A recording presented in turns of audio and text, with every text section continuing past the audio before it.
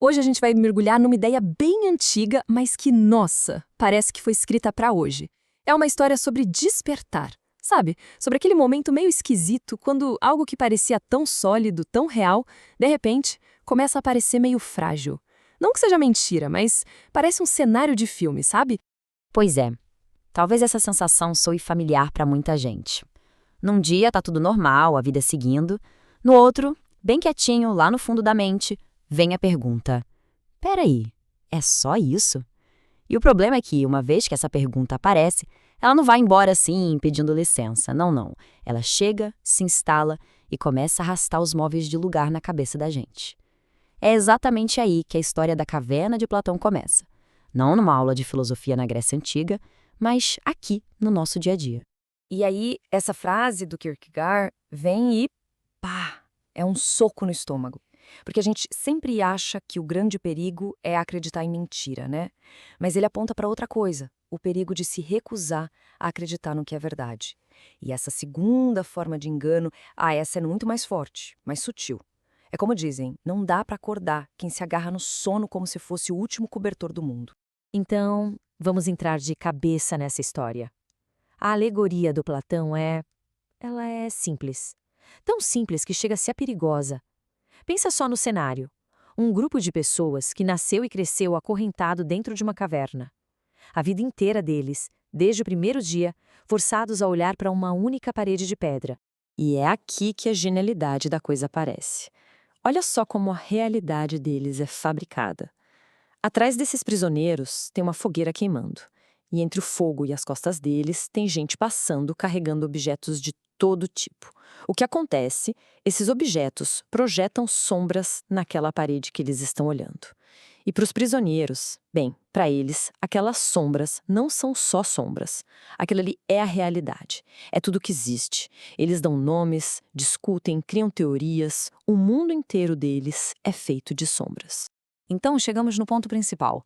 A caverna, na verdade, não é um lugar físico. É uma metáfora poderosa para tudo aquilo que a gente aceita sem nem pensar. Sabe?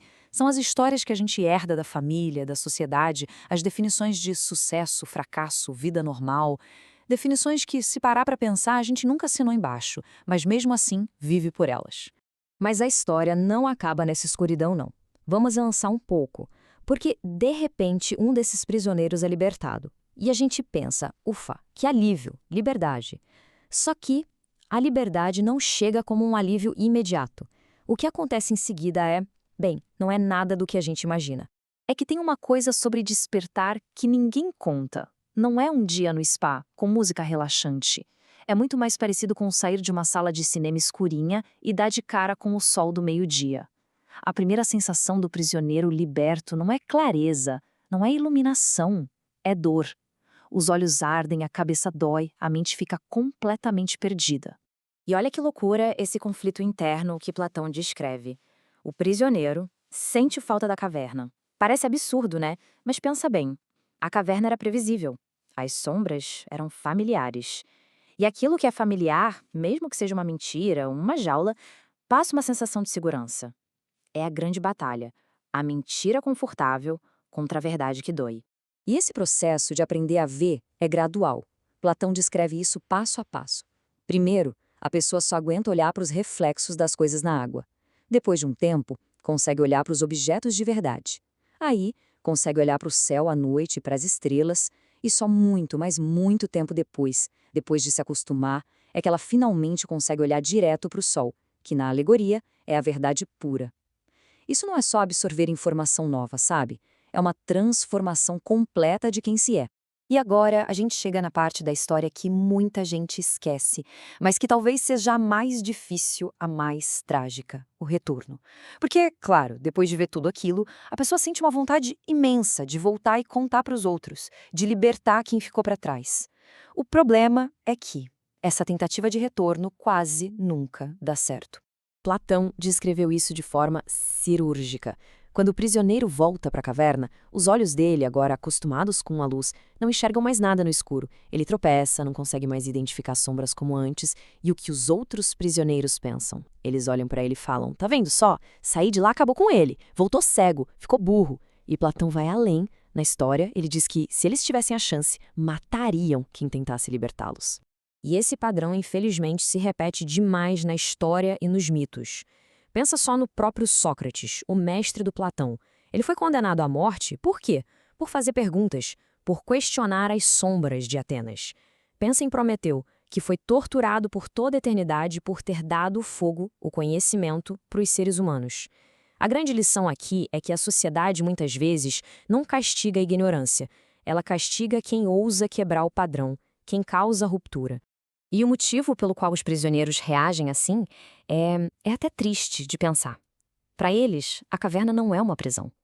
É o mundo, é o lar.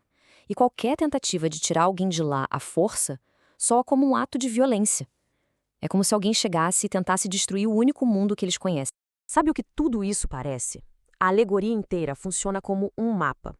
Um mapa atemporal para uma jornada que o grande mitologista Joseph Campbell chamou de a jornada do herói. É uma estrutura, um padrão, que a gente encontra em tudo, de mitos milenares aos filmes de hoje em dia. E essa jornada tem basicamente 3 grandes atos. Primeiro, a partida, quando se deixa o mundo que era familiar. Depois, a iniciação, que é onde acontecem as provações, as revelações, o aprendizado. E, por fim, o retorno, quando a pessoa volta diferente, transformada, trazendo algo de valor. A história da Caverna de Platão se encaixa nisso como uma luva. Mas essa partida não precisa ser algo grandioso, tipo largar tudo e morar no alto de uma montanha. Muitas vezes, a partida é um evento silencioso, interno. É aquele momento em que a pessoa simplesmente para de mentir para si mesma. Aquele momento da honestidade brutal de admitir: eu não estou feliz vivendo assim. Esse é o verdadeiro chamado para a aventura. É sutil, quieto e, quase sempre, bem conveniente. E é por isso que essa história, mesmo com milhares de anos, continua sendo contada de novo e de novo. Porque ela é um espelho. Pensa no filme Matrix. É a caverna de Platão, só que com uma jaqueta de couro e óculos escuros. Um mundo de sombras digitais, um despertar repentino e violento, um ajuste doloroso para a realidade e, no final, a escolha: pílula azul ou pílula vermelha. Voltar a dormir ou viver de olhos abertos. E, no fundo, essa é a escolha na vida da gente, né? Depois que se entende a caverna de Platão, não tem como desentender.